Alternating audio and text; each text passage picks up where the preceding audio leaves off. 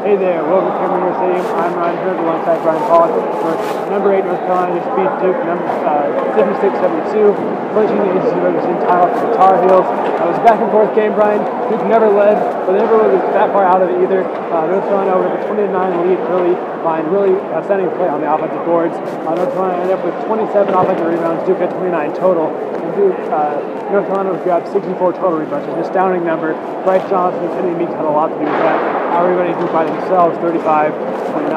And really, Johnson was the story for the second straight game in this rivalry, Brian. Yeah, absolutely. Just like in the first one, he really dominated the offensive glass. Duke didn't have much of an answer for him. They tried Marshall Plumlee, they tried Brandon Ingram to defend him. None of that really worked. Johnson was not actually terribly effective from the field. He grabbed a lot of easy offensive rebounds to the putbacks, got to the free throw line. As you mentioned, 21 offensive rebounds, 21 rebounds, 12 of those coming on the offensive glass. Huge difference. In the end, the Blue Devils really just had no answer for him. I think the big difference, though, was Kenny Meeks as well. Made a big impact inside. In the first game, it was really just Johnson.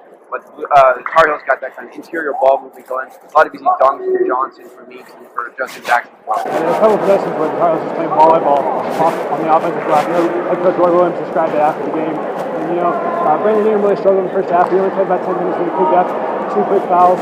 Had to sit the rest of the half scoreless, just 1 field goal attempt. Came out strong in the second half, took 4 of Duke's 5 shots.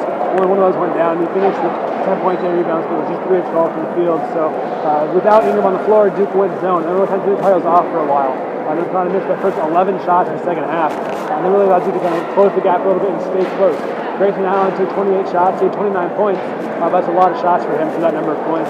Only had 2 free-throw attempts, only made 1 of them. That's a hard ask from what he's normally doing, get to the line maybe 8, 12 times a game. So other than where Duke just didn't get to the line, they weren't able to finish, they weren't able to close the gap. They had a bunch of threes, and it's really how they stayed close. They weren't getting anything inside. But ultimately, Allen had a couple of threes at the end of the game. Duke could not hit one to cut it to 2 with less than 10 seconds left. The Tar Heels set up when they made their free throws, Brian. Yeah, Marcus Page was huge in the end. The senior, closing out his career against the Blue Devils, made 4 straight free throws at the end of the game to really ice it for North Carolina. Earlier in the game, Duke, as you mentioned, really putting the barrage of threes on. They made 4 consecutive threes to tie the game. The only time Duke tied the game in 49, Grayson Allen hit a big three. But from there, the Tar Heels pulled away. As Duke went to its zone with Ingram trying to avoid more foul trouble, that's when really the Tar Heels capitalized on the offensive glass. There was one possession where they had 5 offensive rebounds, just 6 shots. And so that was really an issue the Blue Devils couldn't combat. They didn't want to get Ingram fouled, but they couldn't really go to man-to-man defense. So Ingram stuck in there, played the rest of the half with 4 fouls, but in the end, North Carolina closed it out really well with the free throw line, 20 of 23 for the Tar Heels. That's a very impressive figure. It's something the Blue Devils are going to have to look forward to, keeping guys like Ingram, Plumlee, Grayson out of foul trouble, now moving into the ACC tournament. The mentioned postseason, Brian, is finally here. With the loss, Duke is now the number 5 seed. The ACC tournament will be next week in Washington, D.C.